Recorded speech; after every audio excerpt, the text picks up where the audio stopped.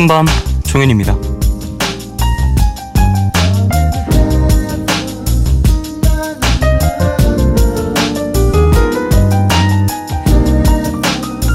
내가 하고 싶은 대로, 내 의지대로 일상을 채워가는 삶, 그런 인생을 꿈꾸는 분들이 많이 계실 텐데요. 지금 내 삶에서 내 뜻대로 할 수 있는 일 몇 가지쯤 된다고 보십니까? 그 선택에 만족하는 편이신가요?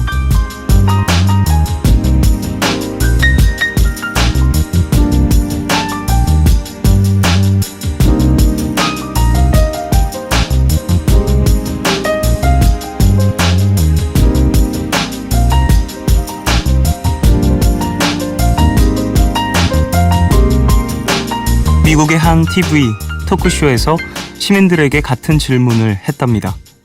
내 뜻대로 할 수 있는 일, 많아야 4-5가지였다고 하는데요. 선택이 자유로운 삶을 꿈꾸지만 남과 맞춰가야 하는 것들이 많이 있고, 나보다 상대의 입장에서 상황을 바라보는 데 길들여져서 내가 뭔가를 결정하는 일이 낯설다는 대답이 매년 늘어가고 있다고 합니다. 그렇다면 이렇게 한번 질문을 드려볼게요. 하루에 얼마나 나와 온전히 마주하고 계신가요? 3월 11일, 오늘과 내일 사이, 여기는 푸른밤입니다.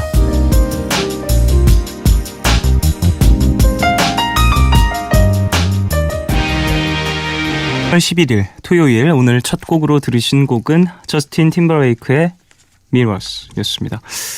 저도 개인적으로 참 좋아하는 곡입니다.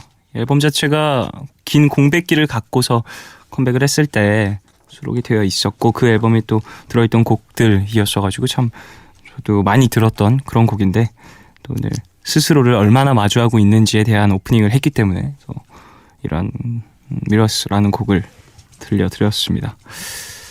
자, 오프닝에서 얘기를 했죠. 내 뜻대로 할 수 있는 일들 사실 많지 않을 것 같아요. 더군다나 이제 사회생활을 하는 분들이라면 더더욱 그럴 것이고, 이제 인간이라는 이제 집단 자체가 서로 이제 영향을 많이 끼치는 존재다 보니까 더더욱이나 내 스스로 좀 무언가를 결정하고 내 마음대로 할 수 있는 일이 흔치 않고 많지 않죠. 더군다나 일을 하고 있고 혹은 어딘가에 소속되어 있는 사람들이라면 더더욱이나 그럴 텐데, 사실 대부분의 사람들이 소속이 되어 있잖아요. 어딘가에는. 그리고 서로에게 영향을 끼치고 있고, 물론 그게 나쁘다고만 말할 수는 없겠습니다만, 얘기한 것처럼 스스로에 대해서 조금 더 마주하고 나의 모습을 온전히 이해하는 어떤 시간들이 분명히 필요할 것 같다는 생각을 합니다. 근데 대부분 잘 잊고 있는 것 같아요. 내가 지금 어떤지에 대한 부분들. 그래서 대부분 퇴근하면서 되게 많은 상실감을 느끼잖아요. 아, 내가 이러려고 일을 시작했나. 나의 꿈은 무엇이었는데, 나의 포부는 시작은 이런 것들이 아니었었는데 라는 좀 자괴감이 많이 드는 경우들이 있는데, 그런 것들을 느끼면서도 분명 성장할 수 있겠지만, 느꼈을 때 분명 내가 어떠한 지금 포지션을 갖고 있는지를 생각해 보는 것도 필요할 것 같다는 생각을 합니다. 생각에서만 멈추면 되게 자책감, 자괴감이 그냥 그걸로 머물잖아요. 거기서 이제 한 단계 발전을 하려면 거기에 대한 어떤 마음가짐을 외면하지 않는 모습이 좀 필요한 것 같아요. 조금은 힘들더라도. 자, 토요일입니다. 미드나잇 스포일러 영화 전문 기자님 신기주 기자님 함께하고요. 3부는 여러분의 이야기와 신청곡들로 채워지는 너의 얘기 그리고 푸른밤으로 이어집니다. 방송 중에 참여 원하시는 분들은요, 짧은 건 50원, 긴 문자와 사진 첨부 문자 100원이 추가되는 샵 8000번으로 사연 보내주십시오. 무료인 미니비니 어플로도 참여 가능합니다. 푸른밤에서 드리는 선물 소개해드리겠습니다. 내일도 빛나는 마스크 제이준에서 마스크팩 드립니다. 푸른밤은 비피도 부영주택과 함께합니다.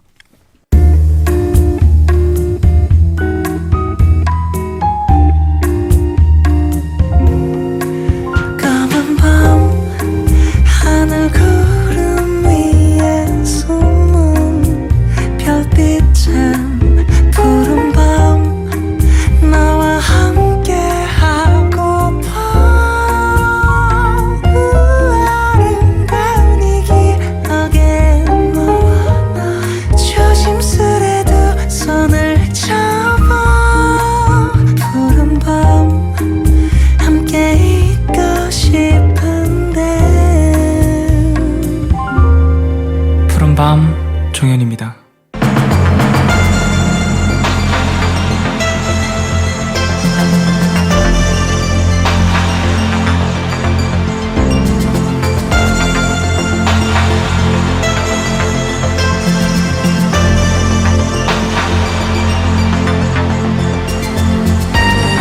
멀지 않은 미래, 세상으로부터 자신을 숨기고 평범한 삶을 살아가던 한 남자 앞에 정체불명의 소녀가 나타납니다. 그녀의 등장으로 조용한 듯 보였던 그의 삶이 다시 소용돌이 속으로 빠져들게 되는데요. 그는 과연 세상과 마주할 수 있을 것인가? 미드나잇 스포일러 지금 시작합니다.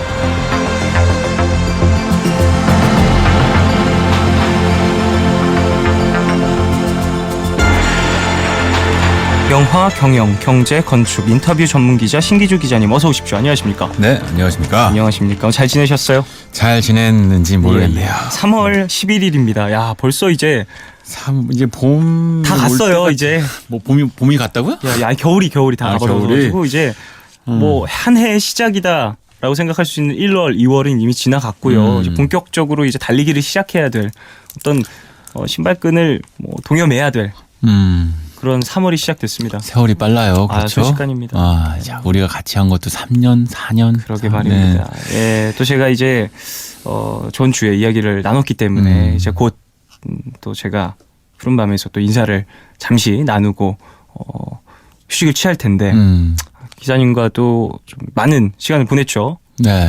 참 그렇습니다. 시간이 정말 빠릅니다. 그러게요. 좀 어떻게 지내셨습니까? 그래서 아쉬워하면서 또 떠나보내야 되는 캐릭터 영화 한 편을 갖고 나왔어요. 그렇군요. 엄청난 연결점이네요. 엄청난 연결점. 야, 역시 기자님이 요즘 방송 많이 하시잖아요. 예. 라디오뿐만 아니라 이제 TV 매체에도 여기저기 또 얼굴을 비추시면서 상당히 엄청납니다. 예. 연결점을 잡아내는 저 엄청난 포장 능력.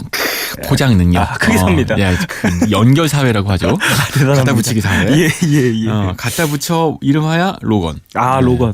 그리고 개인적으로 이제 제가 상당히 좋아하는 장르기도 하고 히어로물. 예, 기자님과 제가 정말 눈에 불을 튀기면서 이야기를 나누는 수년째 그냥 그렇죠. 이거 히어로 방송 같아요. 히어로물만 나왔다 하면 둘 다 기가 막힙니다. 끝이 없어요, 얘기가. 그렇죠. 그 중에서도 로건 울버린 얘기를 갖고 나왔는데요. 요즘 극장의 화제작이에요. 이 영화 얘기하는 사람들도 많고. 네. 일단 히어로물 최초로 베를린 영화제에 공식 초청이 됐어요. 그건 무슨 얘기죠? 어벤져스가 칸 영화제 초청되는 건 상상하기 어려워요. 그렇죠. 예. 근데 울버린 엑스맨 시리즈 중에서 간판 시리즈라고 할 수 있는 울버린이 어쩌다 보니 베를린 영화제에 초청이 됐다? 그 무슨 영화길래 이럴까? 상당히 이건 판도를 많이 변화시키고 있다라는 반증일 수도 있을 것 같아요. 왜냐하면 이제 영화제라는 것들이 물론 어떤 영화제가 더 대단하다라고 말할 수는 없지만 색깔이라는 게 분명히 있잖아요. 이게 사회적 색깔이 될 수도 있고 정치적 색깔이 될 수도 있는데 사실 베를린 영화제에 초청이 됐다라는 건 그만큼 이 히어로물에 대한 어떤 시각들이 영화계에서도 변화하고 있다라는 의미겠죠. 네, 정확하게 말씀하셨는데요. 그러니까 어떤 장르가요 생겨나요. 그러면 이제 우리 흔히 쿠엔틴 타란티노의 이른바 펄프 픽션이라고 대표되는 그런 싸구려 소설에서 시작된 뱀파이어니 좀비니 이런 영화들 그게 처음에는 길거리 잡탕 문학이었는데 지금은 장르가 되고 이제는 예술성까지 인정받아서 타란티노가 칸에서 상 받고 그렇죠. 이런 거 아닙니까? 말하자면 어떤 컨텐츠가 등장해서 진화하는 과정을 거치게 되는데 히어로물도 마찬가지예요. 그냥 가판에서 파는 만화였는데 그 만화가 영화가 되기도 하고 영화가 되었다가 엄청난 블록버스터가 되고 어느 순간 작품성까지 인정받아서 이제 베를린 같은 국제영화제에 초청까지 받게 되는 특정 장르의 진화 과정을 우리가 목도하고 있죠. 그렇습니다. 엑스맨이라고 하는 시리즈 아시겠지만 바로 이 스피시스 한 종의 진화를 보여줍니다. 인간 종에서 돌연변이가 일어나서 엑스맨이라고 하는 이른바 돌연변이 종족이 생겨나는데 이 종족은 다 아시다시피 특정한 그 초능력들을 갖고 있죠. 뭐 눈에서 불이 뿜어지기도 하고 엑스 박사의 경우에는 텔레파시를 이용해서 모두의 마음을 조종하기도 하고 철 또는 뭐 인간 또는 뭐 이런 것들을 움직이는 능력이 있기도 염력 같은 것들 매그니토 같은 인물들 근데 울버린의 경우엔 그중에서 가장 인기가 있는 맞아도 다치지 않고. 다쳐도 금방 재생. 네, 나이가 먹어도 늙지 않고. 네네. 심지어는 그뿐만 아니고 양쪽 팔에서 이제 클로라고 불리는데, 네네. 이제 손톱? 손톱이 아니구나. 발톱? 이런 게 등장해서, 그래서 그것 때문에 공격을 할 수 있는데, 심지어 이 클로조차도 네. 아담한튬이라고 해서, 절대, 깨지지 않는 금속입니다. 그래서 중요한 거는 아담한티움이라는 금속은 실존하지 않습니다. 그래요? 많은 어린 친구들이 몰랐어. 이제 영화 네. 혹은 만화를 보면서 상당히 그래도 이제 시각적으로 구현을 하다 보니까 되게 과학적인 부분에서 접근을 하는 듯 보이잖아요. 항상 이런 것들을 합성해서 만들어낸 어떠한 신소재다라고 네. 영화에서 나오니까 이게 실존하는 줄 알고 검색하는 친구들이 정말 많더라고요. 저 같은 경우에도 어렸을 때는 물론 이게 정말 존재하는 것인가 하고 검색도 해봤고 했는데 그냥 세계관에서 만들어낸 새로운 어떤 상상 속의 금속인 거죠. 절대 네. 깨지지 않는. 이게 비브라늄도 없어요, 그러면? 없어요. 무슨 말씀하시는 거예요? 없죠, 당연히. 저 눈 동그라진 거 보세요. 지금. 아담한티움과 비브라늄의 차이는 제가 정확하게 알고 있어요. 뭔데요? 네. 아담한티움 같은 경우는요, 이게요, 이것이 이제 비브라늄을 보고 만든 거예요. 인간이. 그리고 한번 이제 액체에서 고체로 굳으면 돌릴 수가 없습니다. 아하. 그렇기 때문에 그만큼 단단한 것이고 아담한티움을 자를 수 있는 건 딱 하나밖에 없어요. 네. 바로 아담한티움이죠. 아하. 마치 다이아몬드 같은 거예요. 네, 대단하죠. 칼에는 칼, 이에는 이. 예. 비브라늄 같은 경우에는 운석에서 주체를 한 겁니다. 이것은 북극에 떨어진 운석. 그 중에서 하나를 딱 제가 얘기하면 길어요. 다시 봐. 정말. 이 사람 다시 보게 돼요. 정말 그런 것들이 있습니다. 와, 비브라늄 같은 경우는 충격을 흡수하는 이렇게 철이 든 분이셨어요? 네. 맞습니다. 제가 이과를 가려다가 헛소리였고요. 네. 어쨌든 정리하면 수습해 보면 어쨌든 그런 이 울버린 엑스맨들 종족처럼 진화하듯이 히어로물의 종이라고 하는 영화의 장르도 진화하여서 로건은요, 감히 말씀드리는데 현존하는 히어로물 중에 최고의 작품성을 보여줍니다. 이번에 나온 어떤 로건이라는 작품 자체가 상당히 예술적으로도 상업적으로도 인정을 받을 만하다라는 말씀이신 거군요. 그렇죠. 두말하면 잔소리입니다. 이 영화는요, 어떤 시리즈 또는 캐릭터의 웅대한 마무리예요. 아시겠지만 마무리까지다. 이 안에 주인공이 등장하는데 주인공 로건 울버린은 휴잭맨이 연기합니다. 휴잭맨 정말 멋진 배우죠. 네, 근데 휴잭맨이요. 지금 우리는 이제 울버린으로 기억하기도 하고 어떤 작품들은 이제 레미제라블의 그렇죠. 장발장으로 기억하기도 하고 또 다른 역할들도 많이 맡았습니다만 맞습니다. 16년 동안 엑스맨을 연기해 왔어요. 그러니까 이제 기네스북에 등재되어 있는데요. 한 배우가 동일한 캐릭터를 가장 오랜 기간 동안 가장 많이 연기한 배우입니다. 그러니까 흔히 우리 그 제임스 본드 007을 기억하는데 007은 여러 배우가 한 캐릭터를 연기한 거죠. 오랜 기간 동안. 하지만 반면에 울버린에서의 휴잭맨은 16년 동안 엑스맨에서의 울버린 로건을 연기했어요. 근데 사실 16년 전에 휴잭맨은요. 무명까지는 아니었어도 이 정도까지의 배우는 아니었습니다. 그런 비화들도 상당히 많이들 돌기 시작했죠. 휴잭맨이 이제 인기가 좀 얻기 시작하면서 어떻게 캐스팅이 됐다. 그러니까 이게 그 무명의 휴잭맨을 이제 17년이군요. 휴잭맨을 스타덤에 올린 배우인 거예요. 그러니까 작품인 거예요. 근데 그런 한 배우가 젊은 날에 로건을 연기했다가 이제 나이 든 상태에 마무리하는 역할 로건이라는 영화로 나오게 된 거예요. 그러니까 이게 울버린 제목도 울버린도 아니고 엑스맨도 아니고 이건 로건인 거죠. 그 이름부터가 의미심장한 겁니다. 의미가 있죠. 상당히 재밌는 얘기를 알고 있습니다. 이 울버린 역할을 맡은 휴잭맨이 맨 처음에 이제 오디션을 제의를 받았을 때 원래 사실 휴잭맨이 맡았던 그 배역 자체가 본인의 배역이 아니었고 그 글래디에이터 찍었던 러셀 크로우가 원래 첫 번째 울버린 역할 후보였다고 해요. 어울려요. 근데 그 시기적 어떤 스케줄상 불가능해서 울버린은 또 추천했다고 합니다. 이 휴잭맨을. 근데 여기서 한 가지가 있죠. 휴잭맨의 키가 190cm가 그렇죠. 넘어가요. 엄청난 장신 배우인데 사실 만화 안에서의 울버린은 최단신 캐릭터인 거 아시죠? 160 가까이일 거예요. 맞아. 예. 정확하죠. 키까지 아신단 말이에요. 예, 대단하죠. 저에게 다 물어보시 엑스맨에 관련돼서 저한테 한번 물어보시면 돼요. 네. 저는 뭐 많은 분들이 지금 들으시면서 혹시나 이 마블 코믹스의 어떤 골수 팬분들은 지금 저를 인정할 수밖에 없을 겁니다. 들으시면서 잠깐만 이 친구가 이 도전 정도인가? 의욕이 생기는데. 엄청난데요. 자, 그러면 이 영화에 나오는 X23의 이름은 예? 모르겠는데요. 역시 땡. 죄송합니다. X. 뭐죠?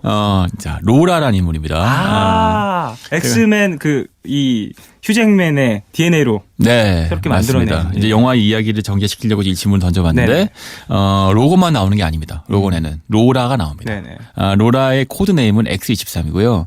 뭐 엑스맨에 대해서 아시는 분들은 아시겠지만 울버린의 탄생 비화를 보면 그 웨폰 X 이 프로젝트가 있죠. 네. 그러니까 캡틴 아메리카 만드는 이른바 슈퍼 솔저 프로젝트라는 게 있잖아요. 네. 마찬가지로 전쟁의 목적으로 인간을 개조하여서 네. 똑같이 전쟁의 목적으로 돌연변이를 개조해서 살인 병기를 만들려는 작전이 있었는데 그게 웨폰 X 시리즈 이 프로젝트입니다. 그 과정에서 성공한 유일한 개체가 울버린이고요. 그렇죠. 그러니까 울버린은 이제 재생 능력이 있으니까 몸에 있는 뼈대를 아다만티움. 네. 비브라늄 아니고. 네. 비브라늄은 아니에요. 네. 비브라늄을 카피해서 만든 게 아다만티움입니다. 네. 그래갖고, 여러분 적으세요. 네. 모르겠어요. 이해 안 가면 외우는 걸로. 네. 아다만티움을 이용해서 만들어낸 이제 생체 병기잖아요. 근데 그렇죠. 그게 이제 탈출한 거죠. 엑스맨이. 그래서 울버린이. 그게 유명하게 이제 댐에서. 그러니까 수없이 많이 엑스맨 시리즈에서 반복되는 장면이잖아요. 맞아요. 엑스맨 시리즈 굉장히 큰 변곡점이기도 하고요. 근데 그 과정에서, 엑스맨, 울버린의 DNA를 이용해서, 복제를 해내기로 작정을 한 거죠. 네. 이 영화의 이제 주요 배경이 되는 것인데, 웨폰 X 시리즈의 실패를 딛고 돌연변이를 무기화시키겠다는 작전을 계획을 세우고 일단의 과학자들이 DNA를 이용해서 복제를 하는 겁니다. 근데 그게 로라 그러니까 이제 울버린의 복제물뿐만 아니고 네. 매그니터의 복제한 아이도 있고 또 그 외 수없이 많은 엑스맨의 DNA를 이용한 복제 아이들이 있는 거예요. 네네. 근데 이 시기가 2029년인데요. 그러니까 이 영화 속 배경이요. 네. 2029년은 어떤 시기냐면 돌연변이가 더 이상 태어나지 않는 시기입니다. 시기적으로 돌연변이가 태어나지 않는다. 영화 속에서는 돌연변이가 마지막으로 태어난 건 한 25년 정도 되었다라고 표현해요. 발견되지가 않는 것이 아니라 아예 태어나지를 않게 되는 거군요. 그렇죠. 이게 굉장히 많은 것들을 암시해줘요. 여전히 인간은 돌연변이를 이용해서 무기화시키고 싶어 하죠. 네. 그런데 돌연변이는 태어나지 않고 있는 겁니다. 제가 아까 이 울버린 시리즈가 어벤져스 아이언맨 같은 히어로물 시리즈의 최종 완성본이자 진화의 최정점이라는 얘기를 했잖아요.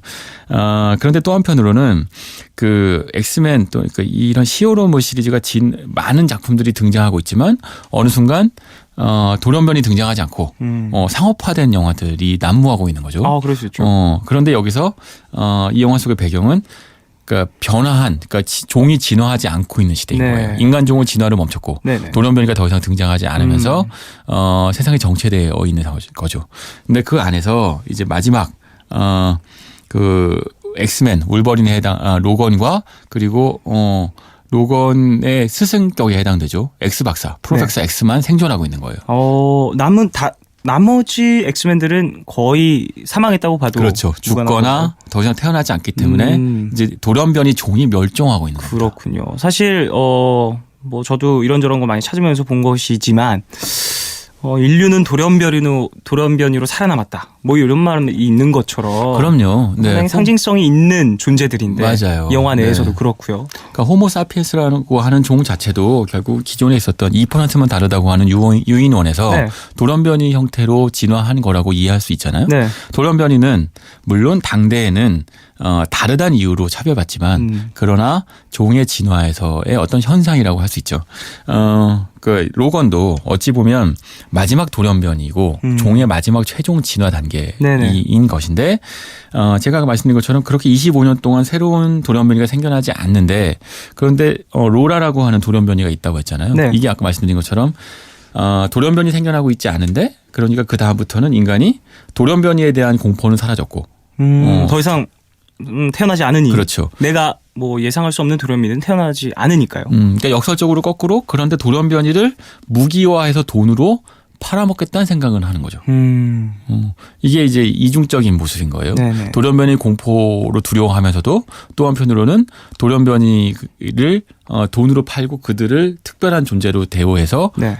상업화시키려는 이유가 있는 거죠. 사실 엑스맨 시리즈, 특히 울버린도 마찬가지고요. 이 시리즈에서 관통하고 있는 주제는요.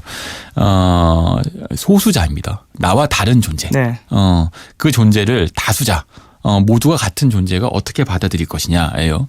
다만 그 소수자가 특별한 능력을 갖고 있다는 설정인 거죠. 뭐 울버린처럼 재생 능력이 있거나 또는 프로펙서처럼 사람들을 움직일 수 있는 텔레파시 능력이 있거나. 근데 그런 진화가 끝났을 때 이제 다르다는 것도 별 의미가 없어졌을 때 네. 그런데 달랐던 어떤 종족 사람들은 어떻게 해야 되는가. 그런 질문을 던지면서 로건이 시작합니다. 그렇군요. 자, 그러면 노래를 듣고 와서 계속해서 이야기를 좀 나눠볼까 합니다. 영화 로건 배경음악으로 사용이 된 자니 캐시의 Hot 듣고 오겠습니다.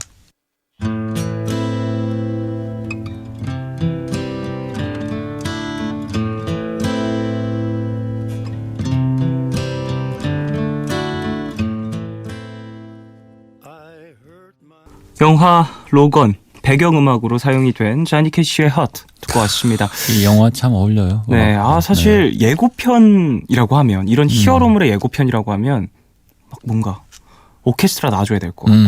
배트맨 같은 것도 배트맨 시리즈 같은 거 보면 네. 상당히 스케일이 큰 오케스트라와 컨템포러리한 어떤 악기들의 조합들이 많이 느껴지잖아요. 그렇죠. 근데 이 예고편에 사용된 OST만 들어봐도 분위기가 상당히 다르다. 라는 걸 느낄 수 있는 것 같아요. 그러게나 말입니다. 네. 결국은 이 영화의 정서를 보여주는 것인데 네. 자니 캐시 음악들 제목 그대로 상처받은 영혼들이죠. 네. 프로페서 엑스하고 로건이 있는데요. 네. 이 두 인물은요. 도대체 이 인물들한테 무슨 일이 벌어졌는지 모르겠다 싶을 정도로 늙어 있어요. 네. 일단 프로페서 엑스는 90세가 넘었는데 치매 환자입니다. 아니 알츠하이머. 알츠하이머. 네네. 네. 아니 이 사람은 두뇌 자체가 네. 대량 살상 무기래요. 그러니까 필요하면 그 전 세계 누군가하고도 교신할 수 있고 네. 누군가하고도 자기 마음대로 누굴 조종할 수 있어요. 인간은. 그 능력으로 한번 엄청난 시리즈가 진행이 됐었던 적도 있었죠. 네, 맞아요. 돌연변이를 모두 죽이거나 인간을 모두 죽인다라는 그렇죠. 컨셉으로 네. 진행이 됐던 영화 내용도 있었는데 네, 엑스맨 시리즈가. 그러니까 그 정도로 막강한 두뇌 능력을 가진 인물이 네. 치매에 걸린 겁니다. 알츠하이머. 네. 그리고 로건은요. 정반대로 프로페서 엑스하고 로건은 대꾸를 이루고 있는데 네. 이 인물은 육체에 있어서만큼은 강건하기 짝이 없어요. 아, 맞습니다. 프로페서 엑스는 걸을 수 없잖아요. 네. 사고에 의해서. 네. 반면에 로건의 경우에는 울버린은 아무리 다쳐도 다 낫고 네. 늙지도 않는 존재입니다. 근데 이 영화에서는 늙어 있어요. 중년, 이제 노년으로 가고 있는 수척한 모습에 다리도 절어요. 네.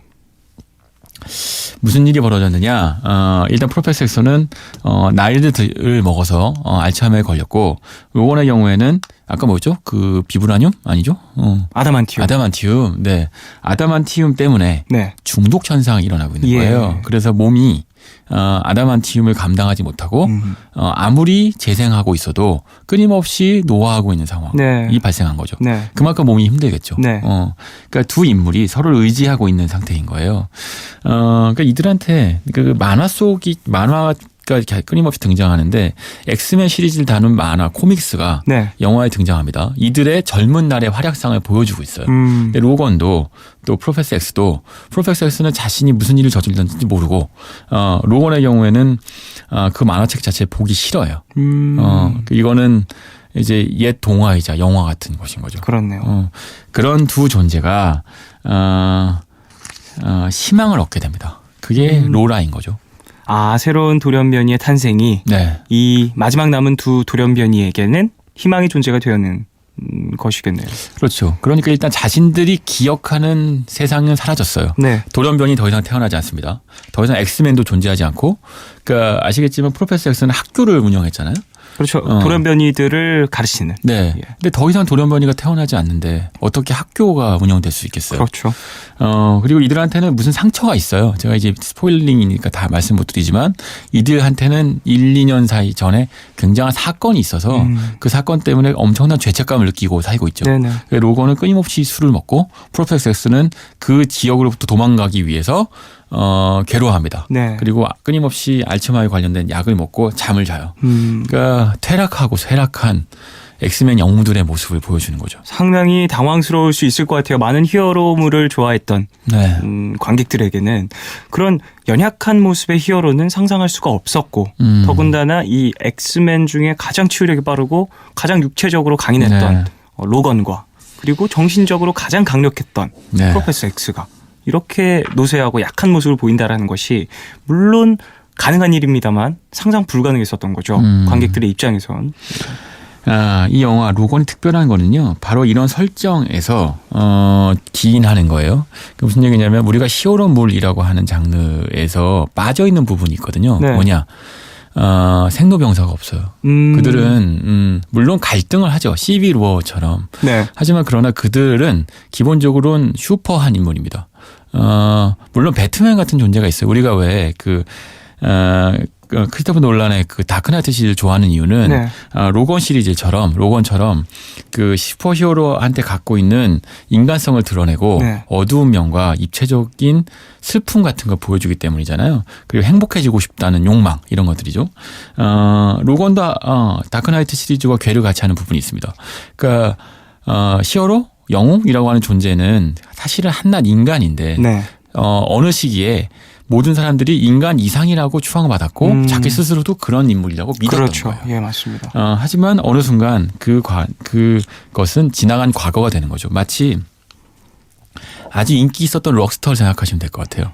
록스타는 전성기일 때는 기타 한 줄, 노래 한 소절로 수십만 명의 사람들을 롤링하죠. 네. 하지만 그가 늙은 록스타가 되면 그러면 더 이상 그의 기타 소리, 목소리가 그렇게 울려 퍼지지 않는 거죠. 그걸 받아들여야 하는 거예요. 네. 근데 그때 정말 멋진 록스타는 그 슬픔을 또 노래로 만듭니다. 그걸 받아들이고 늙어가는 모습을 노래하고 그걸 자기 자신의 모습으로 직시하죠. 스스로 이제 직시하는 네. 어떤 관문이 될 수도 있겠죠. 그런 모습들이 스스로를 알아가고 그 모습을 남들에게도 함께 나와 영광을 누렸던 사람들에게도 네. 알려주는 어떠한 그런 행동들. 그런데 인간이다 보니까 여기에 사실은 이들한테는 더 이상 그렇게 나이 들어버린 노년의 히어로들한테는 희망이 없을지도 몰라요. 더 이상 우주와 지구를 구할 이유도 없어요. 네. 누구도 구해달라고 하지 않습니다. 자신들이 알던 세상은 다 죽거나 사라졌어요. 자신의 후계자들도 없습니다. 네. 뭐 더 이상 돌연변이들이 태어나지 않으니까요. 네. 철저한 고립과 외로움. 그게 헐트인 거죠.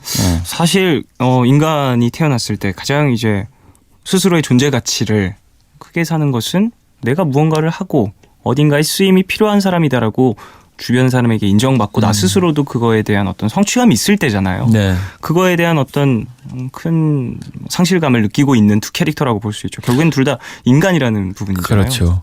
그게 울버린이라는 인물을 이해하면 이런 식의 고통과 슬픔이 얼마나 울버린한테 낯선 것인지도 알 수 있어요. 네. 울버린은 늘 자신은 안 죽는데 내가 사랑하는 존재들만 나를 떠나간다는 것 때문에 괴롭거든요. 그렇죠. 영원히 사는 존재고 늙지 않은 존재니까. 네. 그리고 울버린은 워낙 위험한 남자이기 때문에 사랑하는 여자, 뭐 가족, 뭐 친구 모두 다 죽습니다. 네. 뭐 매그니토하고 달라르지 않아요. 네.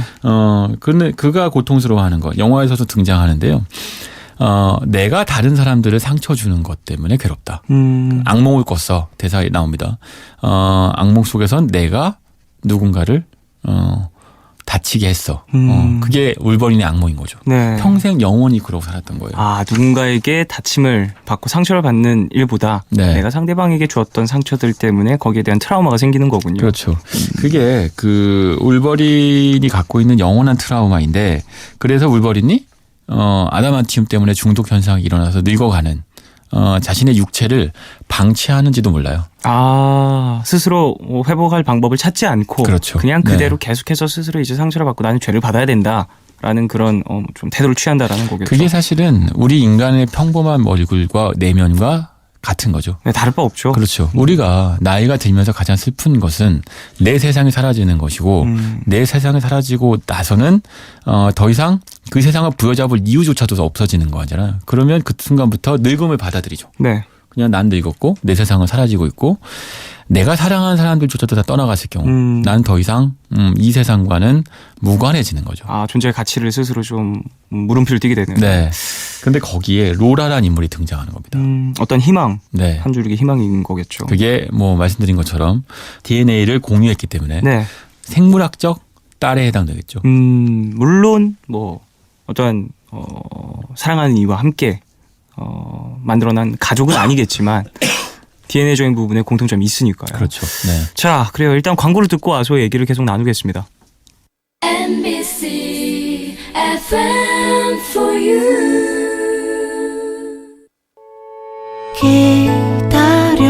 기다려줄래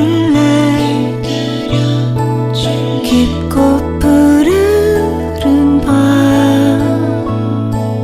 하루의 고단함 내가 다 안아줄게. 푸른밤 종현입니다. 자, 푸른밤 중윤입니다. 신기주 기자님과 함께하고 있는데요. 오늘은 울버린 그리고 엑스맨에 대해서 이야기를 나누고 있습니다. 앞에 얘기한 로건이라는 작품 자체에서는 이전에 보여줬던 저희들이 생각하는 히어로들의 모습보다는 조금 더 뭐랄까 철학적 고민을 할 수 있게 해주는 내용들이 점점 깊어졌다라고 볼 수 있을 것 같거든요. 네. 이건 어찌 보면 히어로물들의 진화라고 저는 생각이 듭니다. 맞아요. 네. 근데 2009년도에 네. 엑스맨 탄생 울버린이라는 스피노프 영화가 나왔어요. 네. 그러니까 엑스맨 시리즈 안에서 울버린이 등장하다가 드디어 이제 울버린이 주인공이 된 거죠. 네. 그래서 울버린이라는 인물은 어떻게 등장했는가? 엑스맨 중에서도 가장 인기가 있는 작품 이 캐릭터니까. 그래서 이제 울버린이 어떻게 태어났고 그리고 웨폰 X 프로젝트 때문에 어떻게 무기화가 되었고 네. 그때 어떻게 과거의 기억을 잃었고 그리고 사랑하는 여자를 만났으나 어떻게 잃었고 네. 이 영화 재미있어요. 저는 아주 재밌게 봤었고요. 지금도 여전히 좋아하는 영화이거든요. 네. 엑스맨 시리즈 중에서도 많이 좋아하는 편이죠. 그러니까 사실은 2013년도에 더 울버린이라고 해서 울버린이 일본에 가서 이제 전투를 벌이는 이야기가 있거든요. 예, 예. 이 이야기는 그래요. 재미없습니다. 이 영화는 사실 로건의 감독인 그 제임스 맨골드 감독이 같이 연출한 거거든요. 네. 그러니까 제임스 맨골드는 더 울버린하고 로건 두 개를 다 연출했는데 더 울버린은 사실 재밌죠. 로건과 울버린은 동일 인물의 다른 이름인데 네. 더 울버린은 폭망. 폭망. 로건은 대박인 겁니다. 그렇군요. 사실 같은 감독인데도 이렇게 또 뭐랄까 취향을 다르게 타는 네. 작품을 만들어낸다라는 것도 다를 수 있거든요. 혹은 감독의 성장일 수 있고 취향이 변할 수도 있는데요. 맞습니다. 이게 더 울버린의 경우에는요. 로건에서 시도했던 맨골드 감독의 어떤 울버린에 대한 해석이 나와요. 나오는데 깊지 않아요. 그러니까 억지로 굉장히 로건이 일본에 있었다라는 상상으로 네. 그리고 2차 대전에 참전했던 용사라는 걸로 그때 같이 참전했던 일본의 병사와 같이 오정을 나누려다가 배신당하고 이런 이야기거든요. 그렇죠. 그것에서 영원히 사는 자의 슬픔을 표현하려고 했는데 영원히 사는 자가 왜 슬플까에 대해서 우린 영원히 못 살아서 이해하기 어려운 거죠. 아, 그럴 수 있죠. 그리고 엑스맨 탄생 울버린의 경우에는 마찬가지예요. 영원히 사는 자가 심지어 너무너무 위험한 남자여서 영원히 살 뿐만 아니라 주변 사람들이 다 자기가 있으면 다 죽어나가요. 거기서의 슬픔. 네. 안 겪어봐서 모릅니다. 예. 그게 무슨 얘기냐면 울버린이나 시리즈 이 캐릭터 안에는 기본적으로 페이소스가 있어요. 네. 나만 살아남는다. 내가 남을 죽인다. 네. 이 로건에서도 끊임없이 나오는 것. 쉐인의 대사인데 사람을 누군가 죽이고 나면 네. 이젠 영원히 그것으로부터 벗어날 수 없다. 그러니까 그것과 같이 살아야 한다. 이런 류의 대사가 나오거든요. 이제 기본적으로 로건이 서부국의 패턴을 따르고 있기 때문에 네. 쉐인에 대한 오마주를 해요. 고전 영화에. 그런데 엑스맨의 탄생 울버린과 더 울버린 같은 경우는 그런 식의 슬픔을 히어로물의 장르 안에서 풀어내려다 보니까 슬픔은 그다지 와닿지 않고 액션씬 같은 그쵸, 것들만 맞아요. 혹은 그냥 새로운 병기들 네, 맞아요. 말씀드린 아담한티움 맞아요. 이런 것들 말하자면 울버린이 수백 살을 산 존재인데 그렇죠. 엑스맨의 탄생 울버린하고 더 울버린은 청소년 또는 20대 초반 정도 수준의 또 감성을 갖고 있는 거죠. 네. 반면에 로건의 경우에는 인생 다 살았습니다. 그래서 올드맨 로건이잖아요. 그렇죠. 예, 예. 네. 그러면서 드디어 로건이라는 인물에서 진짜 슬픔을 끌어내는 거죠. 억지가 아니라. 네. 사실 히어로물에서 이런 어떤 철학적 고민, 인간이 겪을 수 있는 인생에 대한 어떠한 고민점들을 표현해낸다라는 게 쉬운 일이 아니에요. 맞아요. 더군다나 네. 그런 이유는 현실성이 좀 결여되기 때문이라고 생각을 하거든요. 이게 예. 전무후무한 것 같아요. 말하자면 실존하지 않는 캐릭터. 네. 그리고 현실성이 떨어지는 슈퍼 히어로물에서 인간을 느끼는 거예요. 그러니까 이 로라라는 인물을 제가 많이 설명 못 드렸는데 네. 이 로라는 로건보다 훨씬 더 포악합니다. 질풍노도의 시기여서 그런 거 아닐까요? 예, 예. 어린 아이잖아요. 어린 로건인데 네. 일단 그 발톱이 손에만 나오는 게 아니라 네네. 발에서도 나옵니다. 아, 대단하죠. 네. 기가 막힙니다. 네. 공격적이에요, 아주. 맞아요. 그리고 그녀 이제 이 로라한테는 자비심이란 건 없어요. 그러니까 어른이 아니기 때문에 네네. 살기 위해서는 누군가도 얼마든지 죽일 수 있는 거죠. 그리고 로라가 갖고 있는 공포는 이거예요. 그러니까 로건은 내가 누군가를 해칠까봐 두렵다면 네. 로라는 누군가가 나를 해칠까봐 두려워요.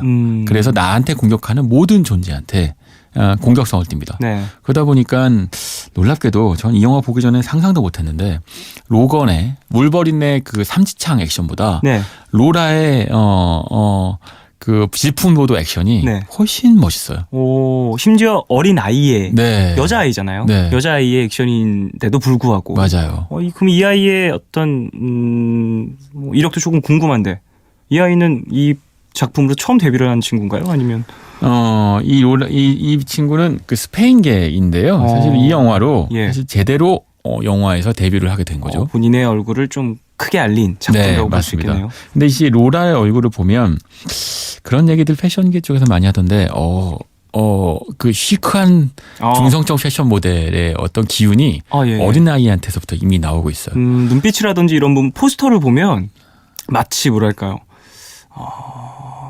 좀 상당히 경계하고 있는 듯한 야생의 어떤 그런 눈빛 이런 것들이 네. 느껴지더라고요. 그렇죠. 그러니까 사실은 이런 겁니다. 울버린, 그러니까 로건은 로라한테서 잃었던 자신의 옛날 모습을 발견하는 거예요. 안타까움도 분명히 있을 것이고 네. 동질감도 있을 수밖에 없겠죠. 나의 DNA가 들어가 있으니까. 그 순간에 인간은 그리 생각하죠. 이 아이 또는 나와 닮은 하지만 나와 다른 삶을 살 이 존재를 위해서 내 존재, 내 삶을 정리하는 거죠. 그러니까 이게 이런 거예요. 죽음이라고 하는 것, 삶의 끝이라고 하는 것이 사실 두렵죠. 그렇죠. 하지만 그러나 한편으론 그게 있어야만 인생이 완성되는 거예요. 네. 로건한테 없었던 것은 역설적으로 죽음이었던 거죠. 죽음이 다가오고 나서야 삶의 의미를 비로소 깨닫는 거죠. 네네. 그리고 그 빛이 또 다가왔고요. 그렇죠. 로라라는 캐릭터로. 그리고 그 삶의 의미를 이제 말씀하신 것처럼 희망으로서 부여잡을 수 있는 어떤 존재가 등장하는 거예요. 네. 그게 역설적인데 닥터 스트레인지에도 비슷한 주제가 등장해요. 예. 닥터 스트레인지도 영원히 사는 존재 얘기를 하면서 시간을 마음대로 영원히 반복하는 이야기를 하잖아요. 하지만 그러면서 에이전트 원이 영원히 사는 존재였기 때문에 그것에서 오는 그 모순들을 이야기하죠. 네. 그러면서 닥터 스트레인지는 시간을 마음대로 돌릴 수 있지만 그러나 자신을 위해서는 시간을 쓰지 않고 죽음을 받아들이는 존재가 되는 거예요. 인간한테 죽음이 없다면 영원히 행복할 거라고 생각하는 악당들이 있는 반면에 죽음이 있어야만 인간의 인생은 완성된다 비로소. 스트레인지는 주장하죠. 네. 로건도 마찬가지예요. 영원히 사는 존재였다가 죽음을 맞닥뜨리고 네. 그 끄트머리가 되어서야 비로소 삶이 무엇인지를 깨닫게 되는 거예요. 사실 인간에게 있어서 죽음이라는 건 정말 무서운 그렇죠. 일이기도 하지만 네. 가장 큰 동기부여가 될 수도 있거든요. 맞아요. 죽기 네. 전에 내가 무언가를 해야 한다. 뭐 그래야지. 그래서 뭐 옛날부터 그런 말이 있지 않겠습니까? 호랑이는 죽어서 가죽을 남기죠. 사람은 죽어서 뭘 남깁니까? 이름을 남기는 겁니다. 그 비브라듐이라고 하려고. 아니요. 비브라늄을 남기겠죠. 로고는 뼈대로 남기겠죠. 그렇겠지만 그런 것처럼 내가 지금까지 해왔던 일 그런 것들을 어떻게든 나의 후대에게 네. 혹은 나의 가족, 나의 어떤 유전자에게 넘겨서 네. 조금 더 나은 삶 혹은 내가 생각했던 유토피아를 만드는 데 도움이 되는 무언가를 후대를 만들기 위해서 결국에는 끝에 가서는 노력을 할 수밖에 없다라는 네. 이야기를 또 로건에서도 어느 정도 표방을 하고 있지 않나라는 생각이 듭니다. 네. 이게 그래서 로건이 대단한 작품이라는 것은 그렇게 16년 동안 우리 영화계 안에서 극장 안에서 울고 웃었어요. 그래서 이제 마치 막 살아있는 인물 같죠. 제임스 본드 같아요. 마치 예 이제 사실 뭐 휴잭맨을 보면 네. 딱히 다른 캐릭터가 크게 떠오르지 않아요. 맞아요. 그 정도로 엄청난 인상을 새긴 그런 작품이죠. 그런 캐릭터를 이제 X함으로 해서 제가 이제 스포일링이니까 얘기 못 네네네. X함으로 해서 네네네. 그럼으로 하여서 우리한테 인생 삶 이런 것들에 대한 강렬한 메시지를 던져주는 거죠. 그리고 이제 멸종해버린 돌연변이들이 어떻게 또 그 종을 이어가는지까지 네. 보여주는 겁니다. 그래서 새로운 인생이 이어진다는 거를 보여주는 거죠. 이게 인생, 이게 삶이라고 이야기하는 거예요. 그렇군요. 자, 계속해서 얘기를 나누고 있는데 노래 한 곡을 듣고 와서 계속하겠습니다. 영화 엑스맨 데이즈 오브 퓨처 패스트 가운데 짐 크로치의 타임 이너 보틀 듣고 오겠습니다. 타임 이너 보틀 듣고 왔습니다. 자, 오늘 울버린에 대해서 이야기를 많이 나눴습니다. 뭐 물론 울버린에 대한 작품들이 너무 많이 있고 또 쉽게 다 소개해드리기가 쉽지는 않았는데 전체적인 어떤 이번 로건의 작품에 대한 무게감에 대해서는 이야기를 많이 나눴다고 생각이 들어요. 예. 그러니까 이 영화에서 마지막으로 던지고 있는 메시지는 인생에서 네. 그게 히어로든 아니면 평범한 사람이든 소시민이든 네. 행복의 가치는 동일한 게 아닐까 해요. 그러니까 설사 지구를 구했든 네. 전생의 나라를 구했든 네. 사실은 그를 행복하게 만들어주는 것의 가치는 단 하나. 가족일 수도 있고 사랑일 수도 있다는 거죠. 네네. 그거 이외에 다른 행복을 찾기 어렵죠. 울버린은 어찌 보면 수백 년을 살았지만 그러나 이 가치를 나이 듦으로 해서 뒤늦게 알게 되는 거예요. 죽음에 다가서서야 네. 그때서야 이런 느낌이구나라는 걸 깨닫게 되는 거죠. 이건 영화 보시면 더 잘 아실 텐데요. 네네. 찰스, 프로페서 자비에, 그러니까 X죠. 찰스 자비에 패트릭 스튜어트가 연기했는데요. 이 인물도 사실은 많은 엑스맨 시리즈에서 X 박사 연기를 했었죠. 네. 그러니까 휴잭맨도 이 영화가 마지막이라고 했고요. 엑스맨으로서의.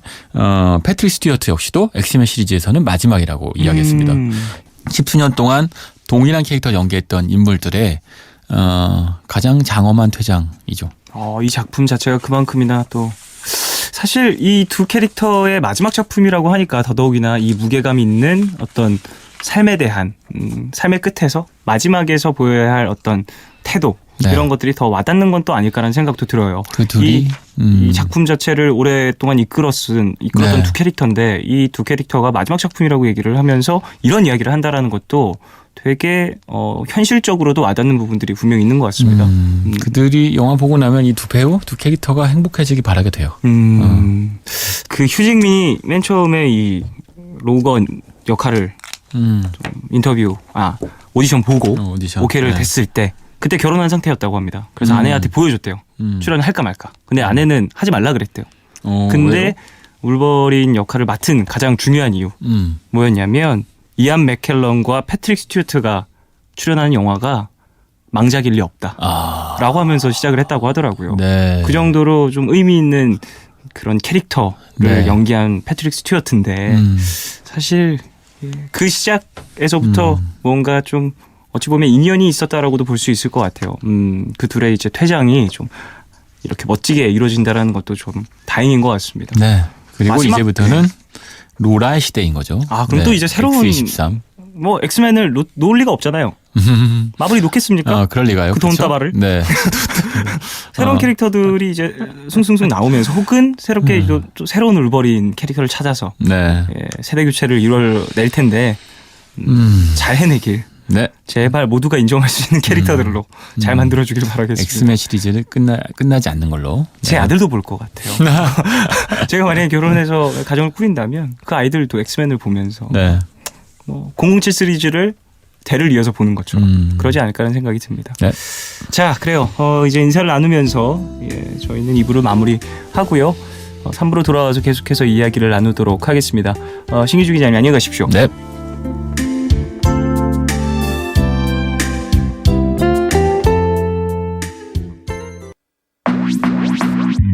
오늘과 내일의 애매함 그 경계선 사이 시작과 끝이 만난 시간 작별과 만남의 인사 안녕 또 다른 안녕 매일 하지 널 보면 넌 푸른 밤을 상상하네 널 보면 넌 푸른 밤을 상상하고 들어줄래 네 두기에 내가 속삭여줄게 마치 보석을 담은 듯 반짝빛이 나는 푸른 밤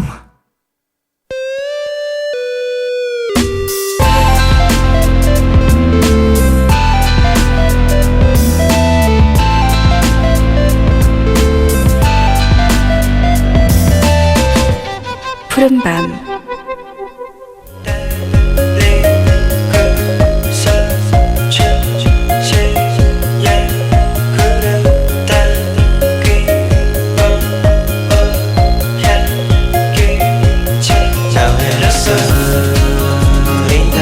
시간이 늦어서 함께 나눌 사람이 없어서 마음속에만 담아두고 있는 이야기들 이곳에서 들려주세요. 너의 얘기 그리고 푸른밤.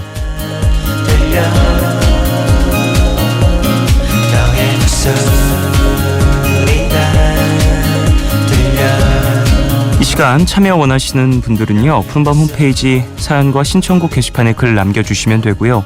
손편지는 서울시 마포구 성암로 267 MBC 라디오 푸른밤 앞으로 보내주시면 됩니다. 자, 사연 만나볼까요? 7570님. 저희 사촌 언니는 한국에서 사회생활을 하다가 잠시 접고 공기 좋은 뉴질랜드로 워킹 홀리데이를 떠났는데요. 이제 언니가 돌아올 날이 얼마 남지 않았네요. 돌아오면 언니 정말 멋지고 대단하다고 말해주고 싶어요. 저도 나중에 언니처럼 자유로운 20대 후반을 맞이하고 싶어요. 이적의 하늘을 달리다 신청합니다. 라고 보내주셨습니다. 돌아올 날이 얼마 남지 않았다라고 하니까 또 사연자분도 그 사촌 언니 분 만나갖고 이런저런 이야기를 들어볼 수 있을 것 같은데요. 직접 만나서 들으면 참 재밌는 얘기들이 많이 있잖아요. 그래요. 돌아오시면 또 고생했다고 수고했다고 반겨주시고 자유로운 20대 후반. 야, 정말 쉽지 않은 문장인 것 같아요. 자유로운 20대 후반. 어쨌든 또 분명 사촌 언니께서도 결정하시고 갔다 오시면서 느낀 게 되게 많고 쉬운 일이 아니구나라는 것도 생각을 하셨을 테니까 거기에 대한 여러 가지 경험들도 한번 들어보시면서 본인도 잘 좀 결정을 하시길 바라겠습니다. 몇 살이실지 궁금하네요. 사연자분이. 노래 들을까요? 이적의 하늘을 달리다 7570님 신청곡 듣고 오겠습니다.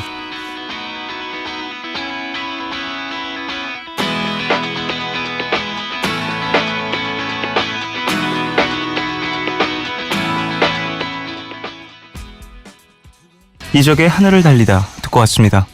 김규리님. 저랑 제 친구는 간호사입니다.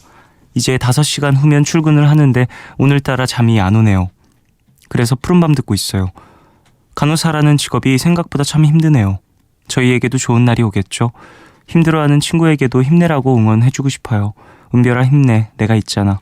신청곡은 김필의 내일 그대와 틀어주세요 라고 보내주셨습니다. 네, 그래요. 간호사분들 사실 푸른밤에 사연 꽤 많이 보내주시고 또 소개해드린 적도 꽤 많이 있는데 항상 소개해드리고 할 때마다 감사한 마음도 있는데 안쓰러운 마음도 좀 드는 것 같아요. 이제 늦게까지 근무하시는 분들도 많이 계시고 데이랑 나이트, 낮 근무랑 이제 밤 근무를 이제 나눠서 하시는데, 이제 밤 근무 쭉 하시다 보면 좀 패턴도 많이 깨지시고 하신다고 사연 보내주시는 간호사분들. 그런데 또 내가 이제 좀 치료해드리는 그 환자분들이 나아서 또 돌아오셔가지고 고맙다고 얘기해 줄 때면 힘이 난다, 이런 사연들 좀 소개를 해드렸던 적이 있었었는데, 규리님도 그런 경험들이 좀 힘이 되시길 바라겠습니다. 많은 사람들을 만나는 직업이다 보니까 항상 좋은 인연만 있을 수는 없겠지만요, 또 본인과 그리고 상대방에게도 좋은 인연들이 분명 있을 겁니다. 9178님, 지역별로 벚꽃 개화 시기가 나왔더라고요. 전 아직 벚꽃을 맞이할 마음의 준비가 안 됐는데 말이죠. 작년 이맘때쯤엔 내년엔 손 붙잡고 꽃 구경 갈 남자친구가 생기겠지 했는데 안 생겼어요. 아직 한 달 넘게 남았으니까 기대 좀 해봐도 될까요? 뭐 안 생기면 많은 거죠. 그래도 마음만은 따뜻하게 봄을 맞이하고 싶어서 신청할게요. 성시경의 너는 나의 봄이다. 꼭 들려주세요 라고 보내주셨습니다. 개화 시기가 조금씩 다르죠. 당연히 다르겠죠. 예, 날씨가 조금씩 다르니까. 벚꽃 예쁘죠. 예, 분홍색에 좀 이 올림픽대로 예전에 여의도 들어갈 때 이제 벚꽃 되게 많았었거든요. MBC 여의도에 있었을 때 라디오 하러 가면서 밤에 이제 벚꽃도 되게 많이 보고 그랬었던 기억이 나는데, 작년에도 분명 봤던 것 같은데 어디서 봤는지 잘 모르겠습니다. 기억이 잘 안 나네요. 이번 연도에도 분명 벚꽃이 좀 화려하게 필 텐데, 봄도 예쁘긴 하니까 기분 괜찮아지고 좀 환기가 되는 게 있으니까 기분 좋게 벚꽃 그리고 봄 맞이하시길 바라겠습니다. 김필의 내일 그대와, 김규리님 신청곡이고요. 성시경의 너는 나의 봄이다, 9178님 신청곡 두 곡 듣고 오겠습니다.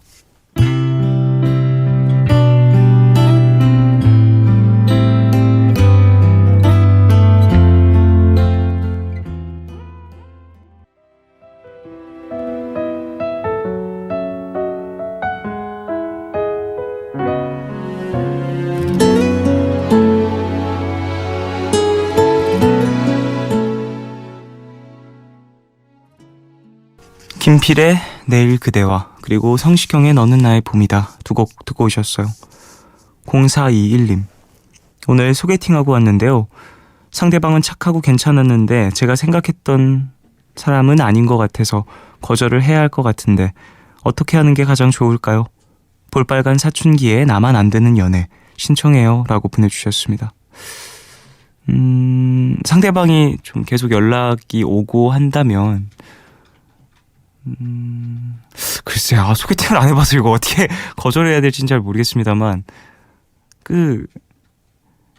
좀 답장이라든지 이런 것들을 되게 형식적으로 하기 시작하면 상대방도 어느 정도 눈치가 있으면 쓱 빠지지 않을까요? 소개팅을 딱 하고 다음날 바로 죄송한데 좋은 인연 만나세요 이렇게 말하는 분들도 계실 수 있겠습니다만, 상대방 입장에서 나도 별로 그렇게 그러지 않았는데 그럴 수 있잖아요. 그러니까 조금은 기다려보시고 연락이 계속 오신다고 하면 좀 상당히 사무적인 태도로 답장을 하여서 상대방에게도 본인의 마음을 은연중에 드러낼 수 있는 화법을 조금 사용해 보시는 게 어떨까. 손자영님, 쫑디 1년 만에 다시 기숙사로 돌아왔습니다.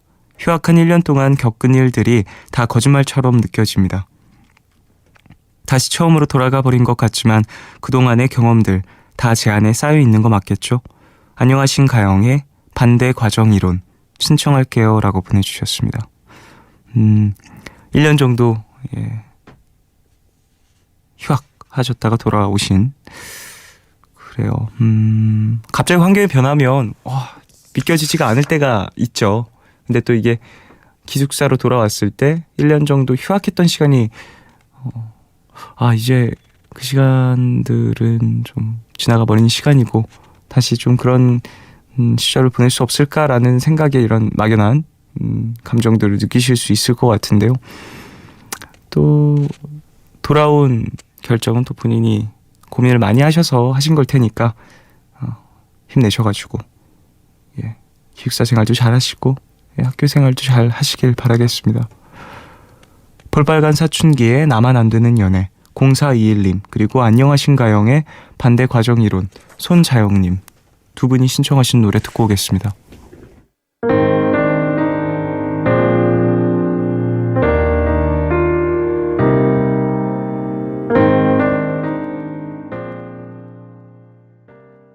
혼자지만 혼자가 아니라고 느꼈던 순간과 혼자가 아니지. 볼빨간 사춘기에 나만 안 되는 연애 그리고 안녕하신가영의 반대 과정 이론 두 곡 듣고 왔습니다. 심은지님 반가워요 쫑디. 긴 취업 준비로 벌써 8개월째 백수 생활 중인데 드디어 오랜만에 면접을 보러 갑니다. 딱 붙어서 이젠 엄마 아빠한테 효도 좀 하고 싶네요. 자신감 갖고 잘하고 올 수 있도록 응원 부탁드립니다. 신청곡은 김동률의 출발입니다. 라고 보내주셨어요. 그래요. 면접 보신다고요. 잘 보시고 좋은 결과 있길 바라고요. 또 부모님과 가족들과 좋은 추억들, 기억들을 만들고 싶어서 지금 좀 이렇게 고군분투하고 계신 것 같은데 좋은 결과 있길 바라겠습니다. 푸른밤에도 소식 전해주시면 감사하겠고요. 4904님 쫑디는 애매한 계절 사이에 어떻게 옷을 입는 편인가요? 오늘 거리의 사람들의 옷차림을 보니까 쌀쌀한 바람엔 조금 이른 듯한 샛노란 봄옷도 있고 내리쬐는 따뜻한 햇살엔 살짝 두꺼운 듯한 갈색 코트도 있더라고요. 저는 계절을 보내지고 맞이하지도 못한 어정쩡한 상태로 입었는데 푸른밤 가족들은 어떻게 입으시는지 궁금해서요. 신청곡은 하이포와 아이유가 부른 봄, 사랑, 벚꽃 말고입니다. 저는 거의 그냥 새까맣게 입고 다녀서요. 새까만 옷을 이제 여러 겹 입는 편이에요. 안에 이제 민소매를 입고 반팔티를 입고 그다음에 집어프들을 입고 자켓을 입고 이런 식으로 입기 때문에 더우면 그냥 벗으면 되는 편입니다. 그래가지고 겹겹이 입는 편?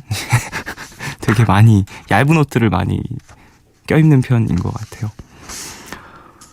김동률의 출발, 신은지님 신청곡이고요. 아이유와 하이포의 봄, 사랑, 벚꽃 말고 4904님 신청곡 두 곡 듣고 오겠습니다.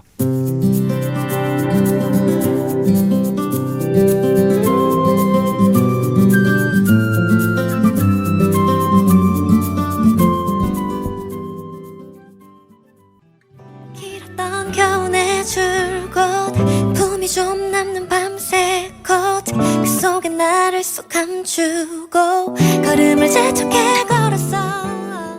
그런데 사람들만 푸른밤 종현입니다. 너의 얘기 그리고 푸른밤 함께하고 계세요. 2548님 수능을 본다는 건 상상도 못했는데 어느새 수험생이 되어서 가슴이 먹먹해지는 날이 왔네요. 6월만 돼도 힘들어서 아무 이유 없이 펑펑 울게 된다는 선생님의 말씀도 생각이 나고 무엇을 할지 모르겠는데 그 무엇을 정해야만 하는 시기라 하루하루를 조급하고 답답한 마음으로 보내는 것 같아요. 긱스의 가끔 신청합니다. 라고 보내주셨습니다. 그래요. 수험생 분의 사연이었습니다. 힘내시고요. 무엇을 할지 모르겠는데 무엇을 정해야만 하는 시기라는 이야기가 참 무겁게 좀 다가오는 것 같아요. 많은 사람들이 겪기도 하고 많은 사람들이 수능 이후에도 계속해서 고민하게 되는 부분이라고 생각이 됩니다. 무엇을 할지 모르겠고 무엇을 꼭 정해야 되는 어떤 압박감에 시달리는 그러한 시기들 인생에서 분명히 있고 그 시기를 또 넘어섰을 때 다가오는 어떤 내가 나를 스스로 바라보는 눈빛 이런 것도 달라진다고 생각을 하거든요. 조급한 마음은 조금은 덜어내시고 너무 멀리 보기보다는 지금 당장 내가 세운 계획까지의 어떤 좀 세세한 스케줄 이런 것들을 좀 짜보는 것도 나쁘지 않을 것 같아요. 어느 정도 예를 들면 이번 모의고사 혹은 중간고사 등등등 여러 가지 어떤 분기점들이 있잖아요. 그 분기점을 목표로 좀 한 발짝 한 발짝 준비해보는 무언가를 만든다든지 꼭 기말고사나 뭐 그런 것들이 아니더라도 이번 달에는 혹은 뭐 이번 주에는 뭐 이렇게 짧게라도 좀 가까이에 있는 미래를 생각을 하면서 움직이면 조금은 더 순간적으로 마음의 어떤 불안감 이런 거는 덜 수 있다고 생각이 들고, 그런 시간을 겪으면서 내가 더 멀리 봤을 때 무엇을 할지에 대한 좀 자세한 계획들도 자연스레 세워질 수 있다고 보거든요. 예. 무거운 마음, 뭐 답답한 마음 이해를 합니다만 그래도 이제 분명히 또 움직여야 될 시기들은 있으니까 힘내셔서 잘 한번 헤쳐나가시길 바라겠습니다. 4598님, 처음 듣는 청취자입니다. 몇 시간 뒤면 저희 가족은 멀리 이사를 가요. 초등학생 때부터 10여 년을 넘게 살던 집에서의 마지막 밤인데요. 제 성장기를 함께한 집과 마지막이라니 시원섭섭하네요. 지금 열심히 짐을 꾸리고 있는데 따뜻한 종현 씨의 목소리가 위로가 됩니다. 로지피피의 어른아이 신청할게요. 라고 보내주셨습니다. 이렇게 또 공간에 대한 어떤 정 분명히 있는 것 같아요. 저도 예전에 그 연습실, 제가 연습생 때 있었던 연습실 이런 곳을 다시 찾아가게 되면 지금도 있고요. 지금은 공사를 들어갔을 수도 있겠어요. 최근까지 갔었던 기억이 있는데 그곳만 가면 되게 드는 기분이라든지 혹은 좀 향수에 젖는 경우들이 있었습니다. 좋은 기억들도 물론 있고 조금은 힘들었던 순간들도 있지만 그게 또 이래저래 붙어 있어가지고 좋은 기억과 나쁜 기억만 이렇게 따로 딱 떼놓는 게 아니라 되게 복잡하게 얽혀 있다 보니까 그곳만 가면 되게 미묘한 감정들이 많이 생겼었는데, 이 공간과 조금 멀어진다라는 건 여러 가지 의미로 시원섭섭한 부분이 있는 것 같아요. 사연자분 같은 경우에는 10년이나 살던 또 집이다 보니까 더더욱이나 깊은 어떤 연대감이 있으셨을 텐데, 어쨌든 새로운 환경에서도 잘 적응하시고 좋은 추억들을 잘 만드시길 바라겠습니다. 긱스의 가끔, 2548님 신청곡, 로지피피의 어른아이, 4598님 신청곡 두 곡 듣고 오겠습니다.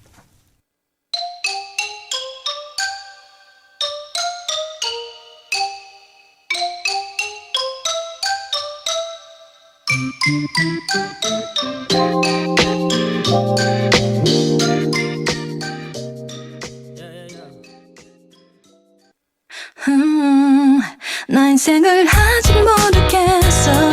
너 언제까지 나의 어리숙한 네 모습을 긱스의 가끔, 로지피피의 어른아이 두 곡 듣고 왔습니다.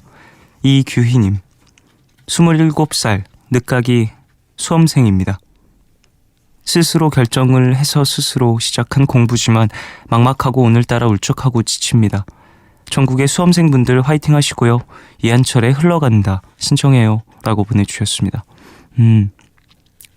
27살, 예. 좀 늦가기 수험생이라고도 표현을 하셨는데 주변을 좀 둘러봤을 때 나이로 봤을 때 조금은 늦가기라고도 표현할 수 있을 것 같습니다. 그래도 또 본인의 결정이고 본인이 지금 열심히 준비하고 있는 것이니까 마무리까지 잘 이겨내시길 바라고요. 이한철의 흘러간다 신청을 해주셨는데 틀어드리겠고, 오늘 수험생분들 사연이 꽤 많네요. 다들 힘내시고, 예. 너무 늦게까지 공부하시는 거 항상 푸른밤 들으시면서 마무리 공부하시는 거 잘 알고 있습니다. 다들 컨디션 조절 잘 하시면서, 예, 건강 챙기시면서 공부하시길. 이한철의 흘러간다, 이규희님 신청곡 듣고 오겠습니다.